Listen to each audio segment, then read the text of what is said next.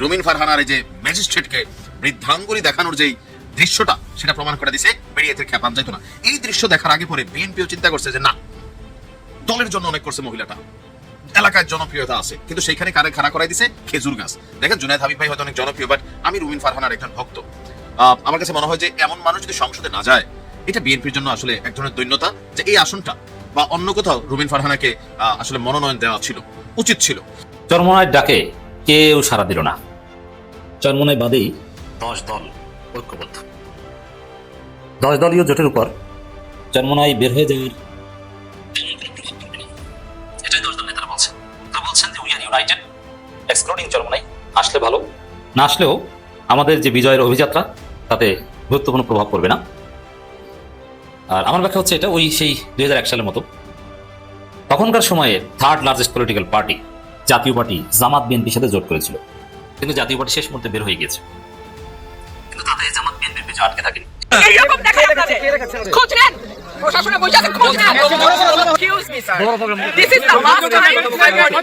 খালেদা জিয়ার দ্বিতীয় ছেলের নাম কি? ও ও কয়কার বাদ দিয়ে যদি শুধুমাত্র হর্ষকার দিয়ে দেন, এই কো কো, ওর দাদি যদি ডাক দেয় যার দাঁত নেই, কি বলে ডাকবে? কুকু। আমার ভুলের জন্য আমি মাফ চেয়েছি, ক্ষমা চেয়েছি, সংশোধন করে নিয়েছি। আশা করছি আল্লাহ আমাকে মাফ করে দেবে।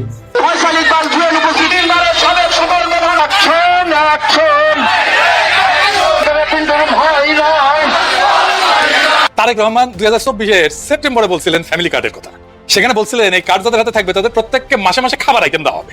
দেখেন পরে দেখা গেল হয় টাকা অথবা খাবার দেওয়া হবে, যার যেটা প্রয়োজন। এই প্রসঙ্গে আমরা পরে আসছি, এক এক করে আমরা দেখব। তো কি দেওয়া হবে? তাহলে ফ্যামিলি কার্ডের আওতায় প্রত্যেকটা পরিবার মাসে 2000 থেকে 2500 টাকা অথবা সমমূল্যের খাদ্য সহায়তা পাবে। তবে খাদ্য সহায়তা কি পাবে সেটার ব্যাপারে বিএনপির নেতাদের বক্তব্য আছে, আমরা ওইটা দেখবো, আমরা ওইটা দেখে খাবারের হিসাবটা করে নেব। এখন যারা ঐক্য বিরোধী কথা বলেন, এরা পেইড বাই ইসরায়েল, এরা পেইড বাই মুশরিক, এরা কখনো ইসলামের ভালো চায় না। উপদেষ্টাদের মধ্যে 90% হলো বেনামাজি। সফলতার মূল টার্গেট হলো ভালোর দিকে ডাকতে হবে এবং সৎ কাজের আদেশ করবে, অসৎ কাজের নিষেধ করবে। এখনো চরমোনাইয়ের অপেক্ষায় জামাত ইসলাম।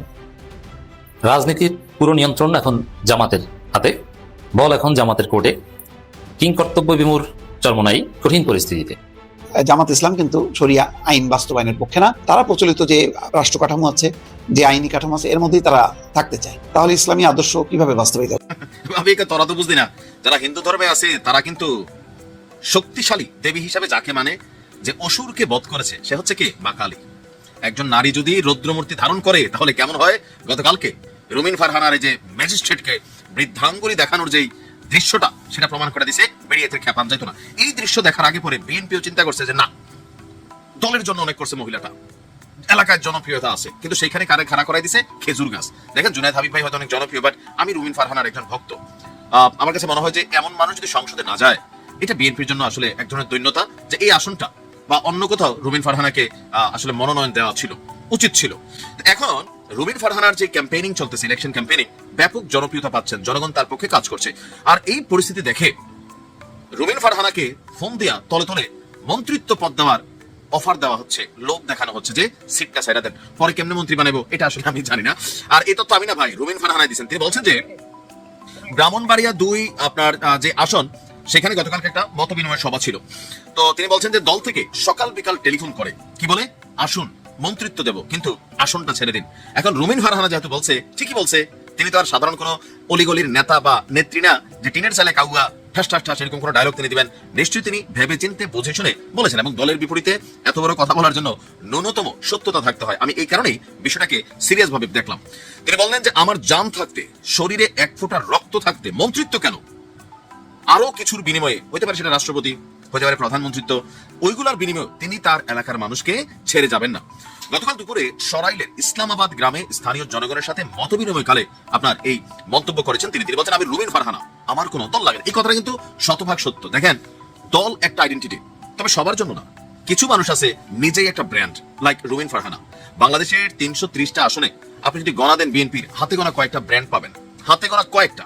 আওয়ামী লীগও ছিল, লাইক ব্যারিস্টার সুমন, আওয়ামী লীগ করার কারণে অনেক বাটে পড়ছে, কিন্তু ব্যারিস্টার সুমনকে যদি আপনি অপছন্দ করেন পলিটিক্যাল পয়েন্ট অফ ভিউর বাইরে, তাহলে আপনি আসলে অকৃতজ্ঞ এলাকার মানুষ যারা আছে। কারণ এত কাজ করছেন প্লাস দুর্নীতি এগুলো নিয়ে ব্যারিস্টার সুমনের পিছনে একটা কলম দেওয়ার কিন্তু কোনো সরকারের সুযোগ নেই।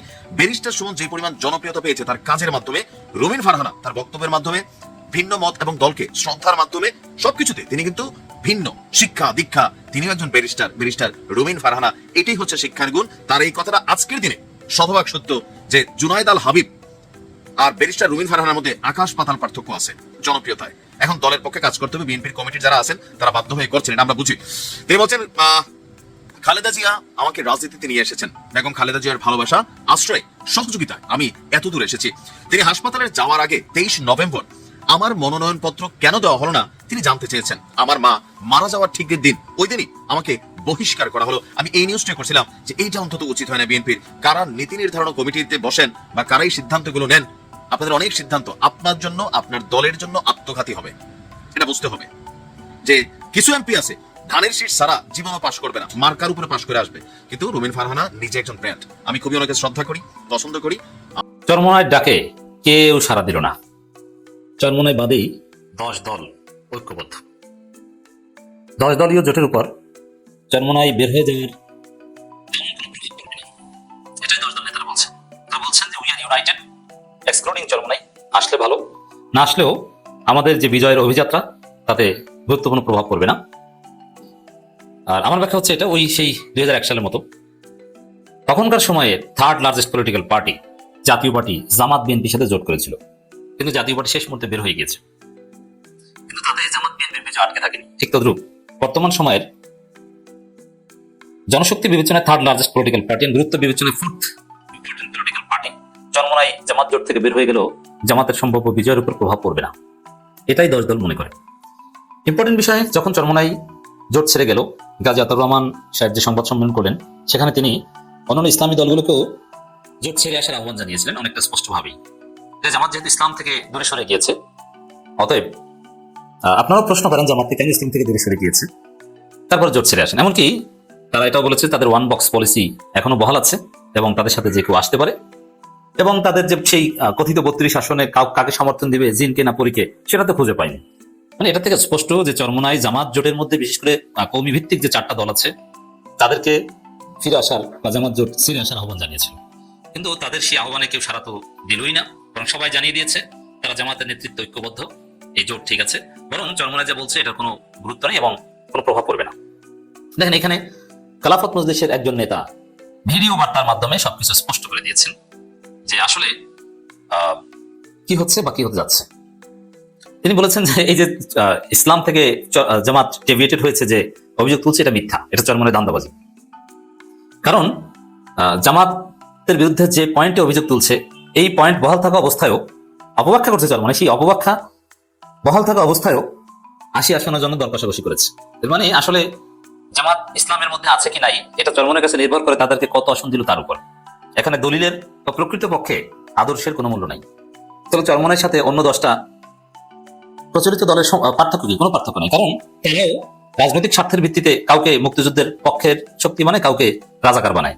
চরমোনাইও জাস্ট আসনের বিনিময়ে আসন দলিল, আসন হচ্ছে উসুল, আসনের উসুলে যে কয়টা আসন দিল, উসুলে আসনে কাউকে ইসলামের মধ্যে রাখে, কাউকে ইসলাম থেকে বের করে দেয়।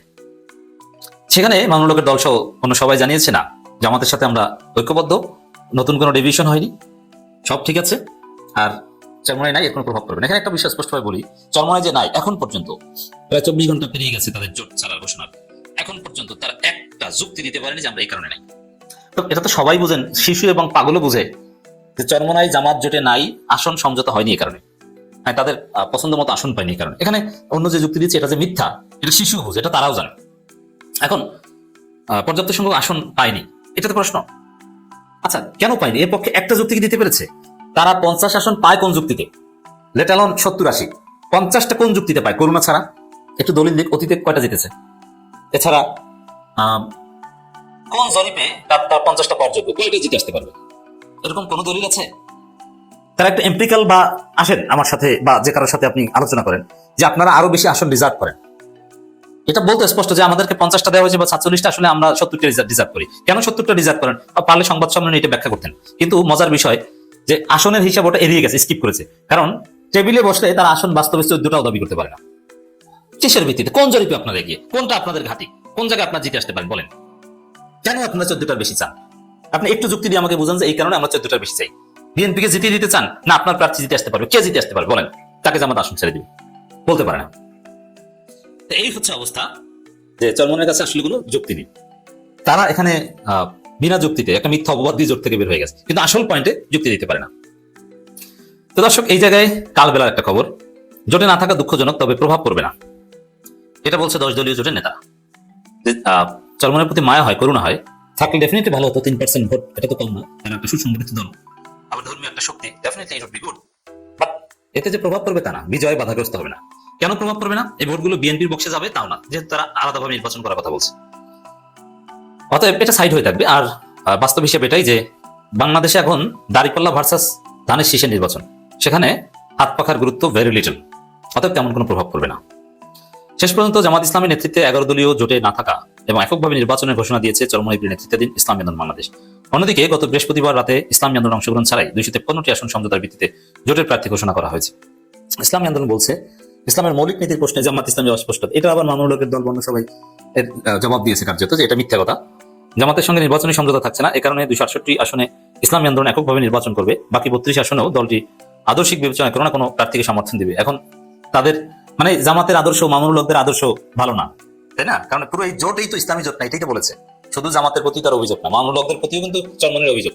কারণ জামাত এই জোটে ইসলাম নাই, লিবারাল জোট, এটা যদি বলেন তাহলে মামুনুল হকরাও তো সেম। এবার চরমনের কাছে মামুনুল হকরা ইসলাম থেকে বের হয়ে গেছে, বুঝতে পেরেছেন? এটা কিন্তু আপনাকে বুঝতে হবে এবং মামুনুল হকের লোকজনকে বলতে হবে যে আপনারা ইসলাম থেকে বের হয়ে গেছেন, এটা কিন্তু চরমনের ভাষ্য। কারণ জোটের বিরুদ্ধে চরমনের অভিযোগ, আর জোটে তো তারা আছে। এখন তাহলে ইসলাম শরীয়ত আইন কায়েম করতে চায়, এদেরকে সমর্থন দেবে তারা কারা? জাতীয় পার্টি না আওয়ামী লীগ? এটা আমরা দেখার অপেক্ষায় না বিএনপি। জামাত জোটের বাইরে, বিএনপি জোটের বাইরে চরমনের আদর্শের কাছাকাছি কাউকে সমর্থন দিয়ে 32 আসনে এমন কারা, এটা আমি জানতে চাই। কিয়ামত পর্যন্ত থিসিস করো, আপনি এমন 13 জন বের করতে পারবেন জামাত বিএনপির বাইরে চরমনের কথিত আদর্শের কাছাকাছি দেখাতে পারবেন না। তাহলে এগুলো কি? এগুলো রাজনীতির নামে ফাজলামি। তো এক কথায় খেলাফত মজলিস, খেলাফত সব দল এই কালবেলায় যে প্রতিক্রিয়া দিয়েছে, আহমেদ আব্দুল কাদের বাচ্চু থেকে শুরু করে সবাই, এমনকি এনসিপিও, তার সার কথা হচ্ছে চরমনায় জোটে নাই, এটা দুঃখজনক, কিন্তু কোনো প্রভাব পড়বে না, উই আর ইউনাইটেড। এই যেটা দেখতে পারতেছেন এটা হচ্ছে বিএনপি যুব দলের রাজবাড়ী জেলার সভাপতি ছিল, মানে সাবেক সভাপতি। এ করছে কি, আজকে রাজবাড়ির একটা পেট্রোল পাম্প থেকে তেল নিছে, তেল নেওয়ার পরে তেলের টাকা না দিয়ে পালা যেতে নিছে, পালা যাওয়ার পরে যে পেট্রোল পাম্পের ছেলেটা এই গাড়ির পিছনে দৌড় দেয়, দৌড় দেওয়ার পরে এই চোরের বাচ্চা মানে ছেলেটাকে পিষে হত্যা করে পালায় গেছে। একটা সামান্য তেল পেট্রোল পাম্প থেকে নেওয়ার পরে বিএনপির সাবেক নেতা এই মানে চুরের মতো পলাই গেছে পেট্রোল পাম্পের টাকা না দিয়া, তারপর আবার লোকটারে পিষা মারা গেছে, মানে মাইরা হয়ে গেছে। এরা মনে করে এদের আর কোনো বিচার হবে না, এ দল ক্ষমতায় এসে পড়ছে, যেখানে সেখানে চাঁদাবাজি, যেখানে সেখানে দখলদারিত্ব, ফুটপাত বলেন, এরপরে মুদিবাজার বলেন, tempo station, bus station, launch station, truck station, সব জায়গায় এদের চাঁদাবাজি, মানে এত চাঁদাবাজি, এরা পুরো গ্রাম গঞ্জ হাট বাজারে যে এদের চাঁদাবাজি আর কমেই না। এরা ভাবে এদের আর কোনো বিচার হবে না। সাবেক গুলোও এখন মানে রাজা হয়ে গেছে, রানিং যেগুলি তো দলে আছে এটি তো রাজাই, আবার যেগুলি আমচার চামচা সেগুলিও রাজা হয়ে গেছে।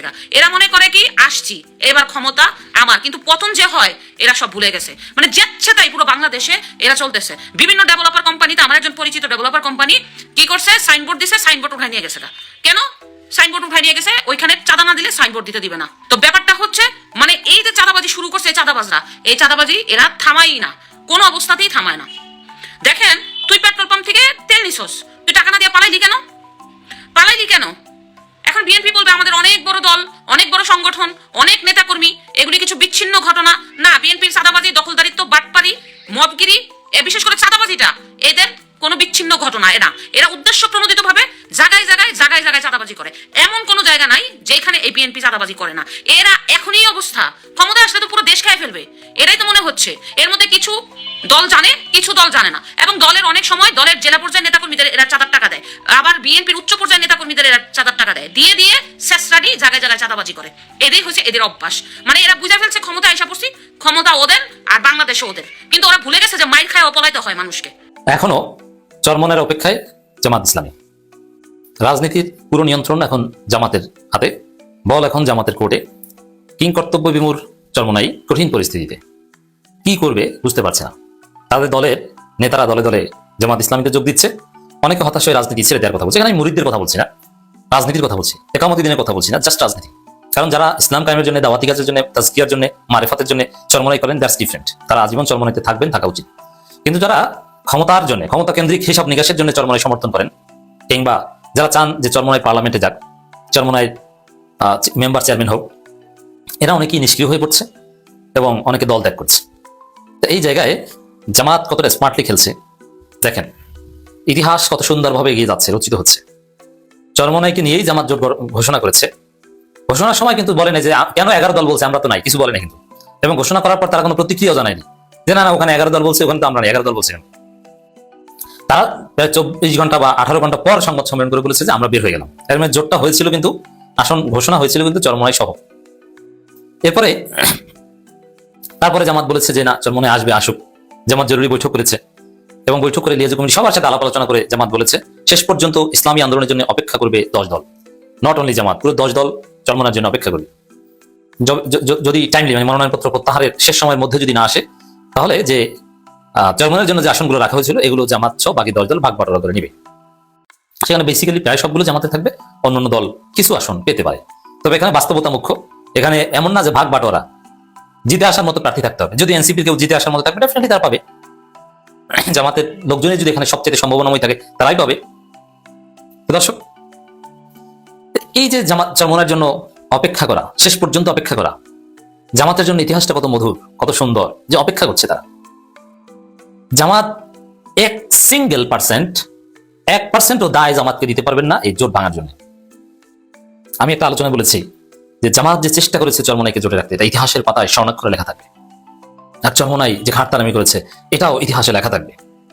কিন্তু চরমনাই এখন আসলে বেশি চালাকি করতে, যে এখানে মামুনুল হকের একটা কথা তাৎপর্যপূর্ণ, যে তেমন আশা নাই। রাজনীতি অত্যন্ত ক্রুয়েল অ্যান্ড হার্শ একটা বিষয়।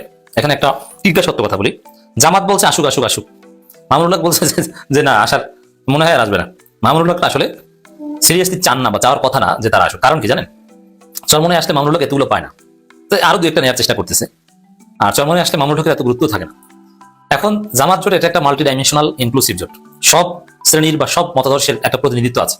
সেই জায়গায় চরমনাই থাকলে দেওবন্দি ধারার স্টেকটা বেসিক্যালি চরমনাই থাকে, যদিও চরমনাই সরাসরি দেওবন্দি দল নয়, চরমনাই সেমি দেওবন্দি, সেমি ইকওয়ানি, সেমি হলেও তো দেওবন্দি।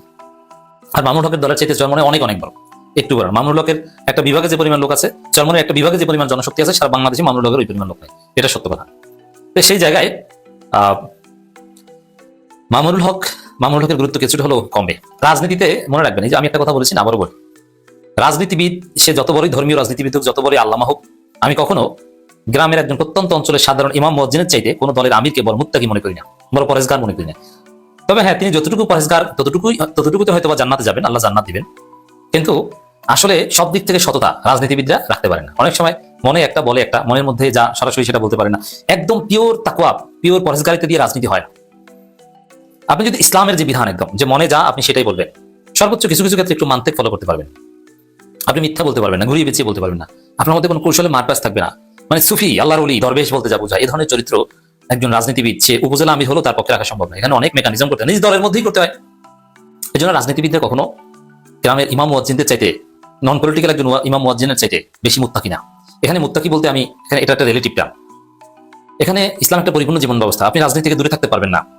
তো সব মিলিয়েই আল্লাহ বিচার করবেন, আপনার সীমাবদ্ধতাগুলো আল্লাহ দেখবেন। কিন্তু আমি জাস্ট এই টার্মটা বলছি যে আমি মিথ্যা কথা বলছি, আল্লাহর কাছে জবাবদিহি করতে হবে। অনেকে আছে না যে হারাম পায় খাই, আল্লাহ ক্ষমা করবেন। আবার অনেক আছে না, আমি ভুলো হারাম স্পর্শ করবো না। অনেক আছে যে নারীর দিকে তাকায়, সুন্দরী নারী দেখে তাকায়, দেখি আল্লাহ এক পর্যায়ে মাফ করবে। কিন্তু অনেক আছে না, আমি তাকাবোই না, নামাজ ফরজ পরে হাঁটা দেয়। আবার অনেকে আছে যে না, সুন্নাত নিয়মিত পড়ে এবং নফল আদায় করে। তো এই ইবাদত কেন্দ্রিক রাজনীতি মুক্ত বা রাজনীতির বাইরে যে সরাসরি ইবাদত, পুরো মুমিনের জীবন সবই ইবাদত, কিন্তু তার মধ্যেও একদম প্রথাগত যে ইবাদত, এই ইবাদতগুলোর দিক বিবেচনায় বলছি যে একজন ইমাম মুয়াজ্জিন কখনো একটা দলের আমির কখনো একজন ইমাম মুয়াজ্জিনের স্থিতি এই দিক থেকে বেশি মুত্তাকি না, চরমনাই হোক আর জামাত হোক আর মামুনুল হোক। অতএব মামুনুল হকরা চরমনাইকে এখানে থাকুক বা মূল্যায়ন পাক, এটা যাওয়ার কথা না। আজকে আমি তার বক্তব্য থেকে ধারণা করলাম, এটা একটু শুনতে আপনাদের কাছে আপত্তিকর লাগতে পারে, কিন্তু এটা পলিটিক্যাল রিয়ালিটি। চরমনাইও সেম, যে জামাত এত গুরুত্ব পাবে, জামাত জোয়ারে চরমনাই আরেক নাম হয়ে গেছে জামাত, এটা মানতে পারতেছেন। চরমনাইয়ের অস্তিত্ব, জামাতের অস্তিত্বে বিলীন হয়ে যাওয়ার একটা থিওরি চরমনাইয়ের মধ্যে আছে, যার ফলে জামাত থেকে আলাদা একটা অবস্থান তাদের রাখা জরুরি। নইলে জামাত তো যা চরমনাই তা, তাহলে আবার চরমনাই কিসে? বোঝাই যাচ্ছে যে একটা বড় ধাক্কা খেয়েছে ইসলামী আন্দোলনের কাছ থেকে 10 দলীয় জোট। এখন তার 11 বলা যাবে না, 10 দলীয় জোট। মামুনুল হক বলছেন যেমন ইসলামী আন্দোলনের সঙ্গে আসন সমঝোতার আর সুযোগ নেই। ইসলামী আন্দোলনের সঙ্গে আসন সমঝোতার আর কোনো সুযোগ নেই। তবে জামাতের আজকে জরুরি বৈঠক মজলিস শেষ শুরার পর জামাতের একজন নেতা বলেছেন যে তারা শেষ সময় পর্যন্ত অপেক্ষা করবে, অর্থাৎ ওই যে সম্ভবত 22 তারিখ বা 23 তারিখ, ওই যে প্রতীক বরাদ্দের শেষ পর্যন্ত।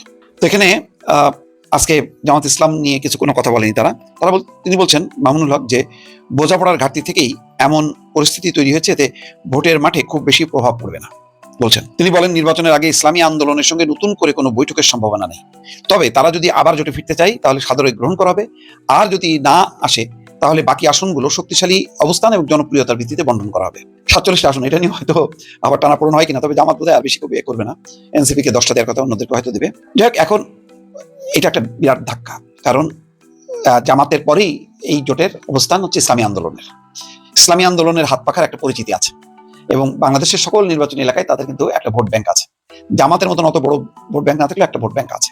তাছাড়া যেভাবে মানে ভাঙলো এবং যে কথা বললো ইসলামী আন্দোলনের পক্ষ থেকে, এটা গুরুত্বপূর্ণ, কারণ জামাতের লক্ষ্য ছিল যে ইসলামের কথা বলে ভোটগুলো যোগ রাখা। সেখানে ইসলামী আন্দোলন বলতেছে যে তারা তো আসলে ইসলামের পথে নেই, ইসলামের আদর্শ বাস্তবায়ন করতে হলে শরিয়া আইন চালু করতে হবে। বর্তমান যে আইন, এই যে গণতান্ত্রিক যেই মানে আইন কানুন, এটা ইসলামের সাথে সামঞ্জস্যপূর্ণ না। তাহলে ইসলামী দল ইসলামী আদর্শ প্রতিষ্ঠা করতে গেলে শরিয়া আইন চালু করতে হবে। এই যে কথাটা বললো ইসলামী আন্দোলনে, এই কথাটা তো তারা প্রচার করবে, বলবে এলাকায় এলাকায় যে জামাত ইসলাম কিন্তু শরিয়া আইন বাস্তবায়নের পক্ষে না, তারা প্রচলিত যে রাষ্ট্র কাঠামো আছে, যে আইনি কাঠামো আছে, এর মধ্যেই তারা থাকতে চায়। তাহলে ইসলামী আদর্শ কিভাবে বাস্তবায়িত হবে? এই কথাটা যখনই কি তারা বিভিন্ন নির্বাচনী এলাকায় বলবে, তখন কিন্তু যেই ধর্মপ্রাণ মানুষের উপর ভর করে জামাত ভোট চাইছে, তারা কিন্তু একটা ধাক্কা খাবে যে তাহলে আর বিএনপি বা অন্য দলের সাথে পার্থক্যটা কি? এটা একটা মানে জামাতের জন্য একটা ধাক্কা। এই প্রচারগুলো এখন ইসলামী আন্দোলন তো জোরে সোরে বলতে চাইবে। তাছাড়া তারা বলছে যে তারা অপমানিত হয়েছে, জরিপের কথা বলছে যেখানে তাদের কোনো অবস্থা নেই ইসলামী আন্দোলনের। তো এইসব মিলায় এখন যেহেতু একটা বড় দল, এখানে যদি খেলাফত মজলিস বা অন্য কোনো ছোটখাটো দল চলে যেত, সেটাও খুব একটা ক্ষতির কারণ ছিল না, এমনকি এনসিপি গেলেও খুব একটা ক্ষতি ছিল না। তাহলে সমস্ত ইসলামী মানে দলগুলো মিলে বলতে পারতো যে ইসলামী ভোটগুলো সব এক জায়গায় করো, এরকম একটা দোয়া তুলতে পারতো। এখন আর এই দোয়া তোলার সুযোগ নেই। এখন বিএনপির ওখানে চলে গেছে একটা গ্রুপ, 2-3টা রাজনৈতিক দল, ইসলামী আন্দোলন আলাদা থেকে গেল, আর হচ্ছে 10 দলীয় জোট জামাতের নেতৃত্বে একটা দল। মানে এই ছত্রভঙ্গ হাতে। আসসালামু আলাইকুম। কেমন আছি আমরা? হ্যাঁ, বাংলাদেশ কেমন আছে? কান্না শুনতে পাচ্ছেন? শুনেন।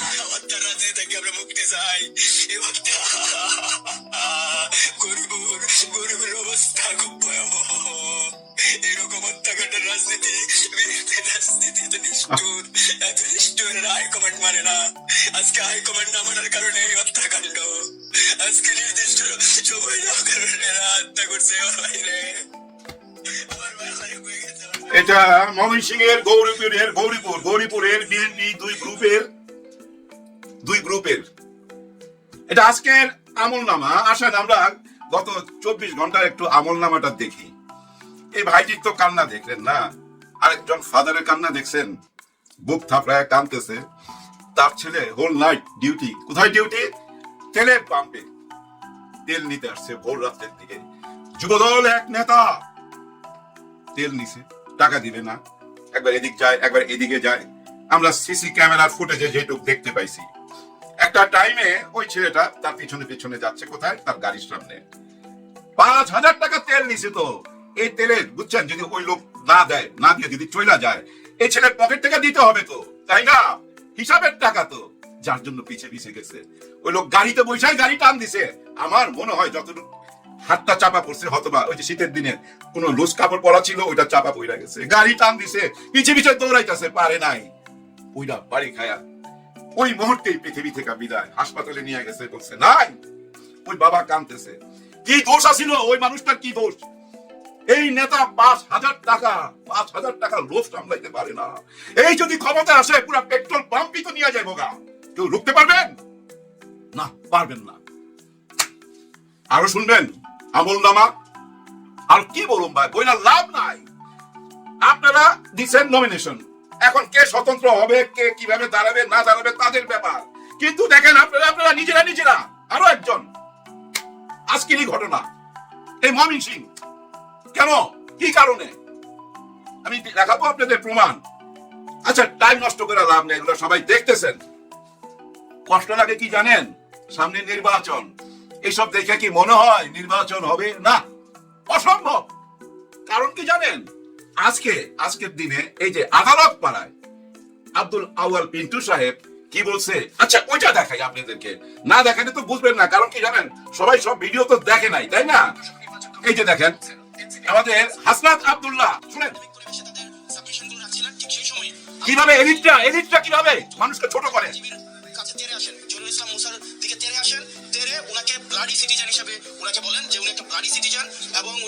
মনে রেখেন কি বলতেছে, ব্লাডি সিটিজেন।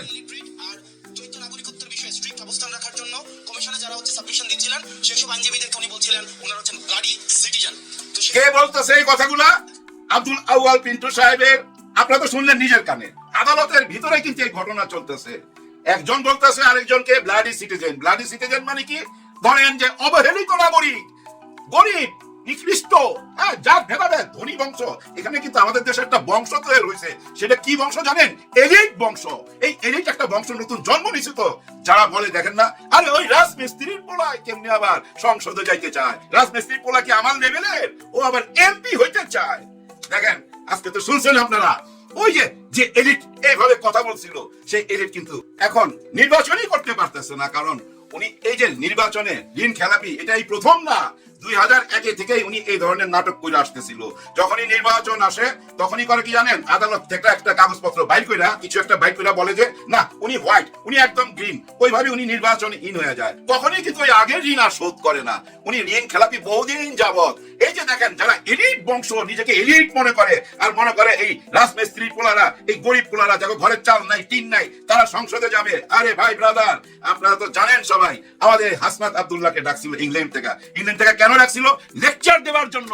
এই মাসের 3 তারিখে যাইতে পারে নাই ভাই। এই যে পাসপোর্টের ঝামেলা ভাই, ভিসার ঝামেলার জন্য যাইতে পারে নাই। তার যাওয়ার ইচ্ছা ছিল, ওইখানে যা লেকচার দেওয়ার জন্য ওনাকে ডাকে। ওই রাজমিস্ত্রির পোলারে আজকে দেখেন উপরওয়ালা এমন ভাবে পরিকল্পনা করে দিতেছে, হয়তো এই রাজমিস্ত্রির পোলা প্রথম, মানে যে 300 এমপি হবে না, ওই 300 এমপির মধ্যে প্রথমকে বিজয় ছিনে আনলো ওই রাজমিস্ত্রির ছেলে হাসনাত আব্দুল্লাহ। এটা মাথায় রাখেন, হাসনাত আব্দুল্লাহ ওই 300-র মধ্যে প্রথম বিজয় ছিনে আনবে। তার মানে প্রথম উইকেট পড়ে গেল আপনাদের। যাতা উইকেট না, কিন্তু 3বার-4বার সংসদে যাওয়া উইকেট। এটা মাথায় রাখেন। কেন এমন হইতাছে সেটার দিকে নজর দেন। আপনারা ওই যে জরিপ এগুলোর দিকে নজর দিয়েন না, নজর দেন ওই যে প্রথম দেখাইলাম যে কান্না করতেছে না, তাকে ঘরে আইনা জিজ্ঞাসা করেন যে বাপ তোর কষ্টটা কি, তোর ভিতর থেকে কেন হাহাকার, তুই তো আমারই দল, যারা মারছে তারাও তো আমার দল, ঘটনা কি, সেই দিকে নজর দেন। ওইটার উপরে গবেষণা করেন। হ্যাঁ, ওইটার উপরে গবেষণা করতে হবে। 5,000 টাকার জন্য, মাত্র 5,000 টাকা তেল চুরি করার জন্য একটা জীবন নিয়ে চলে গেল, সেটা ভাবতে হবে, সেখানে নজর দিতে হবে। ওই যে বাপ এখন বুক থাপড়ায় কাঁদতেছে, হ্যাঁ বুক থাপড়ায় কাঁদতেছে না, সে বাপের কাছে যাইতে হবে। যদি যাইতে না পারেন, সিকিউরিটির প্রবলেমে তাকে ডাইকা নিয়ে আসেন। ওই যে রিক্সাওয়ালা, ভ্যানওয়ালা ডাইকা লাভ নাই, আপনার লোকদের নিয়ে বসেন। কারণ কি জানেন, 200 পার হয়ে গেছে তো অনেক আগে। আপনি আসার পরও যদি এভাবে উপরে যাইতে থাকে, আপনি মুখ দেখাবেন কি করে? আপনি আসার পর তো পরিবর্তন আশা করছিলাম আমরা কার কাছে আশ্রয় চাইবো? হ্যাঁ, আমরা আশ্রয় চাইতে পারি আমাদের আর্মি প্রধান, যে সেনা প্রধান ওয়াকার সাহেব, জনাব ওয়াকার সাহেব। আপনি অনেক দিন চুপচাপ, কোনো কথা বলেন না, সবই তো দেখতে পাচ্ছেন। আমাদের মনের কথা কি বুঝতে পারছেন না আমরা কি চাইতেছি? অবশ্য আমরা যা চাই তা আপনি দিতে পারবেন না। কারণ এই যে কয়েকদিন আগে একজনকে ভাই পিস্তল সহকারে ধরছিল, ধরার পর জিজ্ঞাসাবাদ করতে গিয়া উনি রাতের 12টার সময় পৃথিবী থেকে বিদায় নিছে। এই নিয়া বড় বড় দল থেকে ভাই ভীষণ ভাবে অভিযোগ, এইটা কি করলো। সঙ্গে সঙ্গে ওই আর্মি ভাইদেরকে আবার ব্যারাকে ফিরত নিয়ে আসলো। কারণ কি জানেন, ভীষণ ভাবে প্রতিবাদ। তো কিন্তু প্রতিবাদ হওয়া উচিত, এই যে প্রথম যাকে দেখাইলাম যে ভাইটা কাঁদতেছে, এখানে প্রতিবাদ করেন। ওই যে 200 পরিবার, 200 মা বলতো তার সন্তান হারাইছে, সে যেরকমই হোক না কেন, ভালো হোক মন্দ হোক, ওই মা বাবা গুলো তো তাদের সন্তান হারাইছে, সেদিকে নজর দিতে হবে। গত 15-16 মাস কোন অ্যাঙ্গেলে ভাই দেশের কোন রকম আইন কানুনের কোনো কিছু উন্নতি দেখি না। বলি না ভাই, কেন বলি না জানেন? নেগেটিভ কথা বলতে চাই না। নেগেটিভ কথা বললে হয় কি জানেন, মানুষের ভিতরে নেগেটিভ ওই চিন্তা ভাবনা চলে আসে, তখন মানুষ অস্থির হয়ে যায়। যার জন্য বলতে চাই না, কিন্তু আজকে বলতে বাধ্য হইলাম। আপনারা যে ধরনের রাজনীতি করতেছেন, যে এলিট ভাব দেখাইতেছেন, ওগুলো সব বাদ দেন। বাদ দিয়া দেশটা কেন গত 15 মাসও সত্যটাকে সামনে নিয়ে আসেন। সত্যটাকে স্বীকার যান, সত্য স্বীকার না যাওয়া পর্যন্ত দেশের শান্তি আসবে না। আর ওই সত্যটা কি জানেন? হ্যাঁ 24 কে হ্যাঁ বলতেই হবে। আপনারা যারা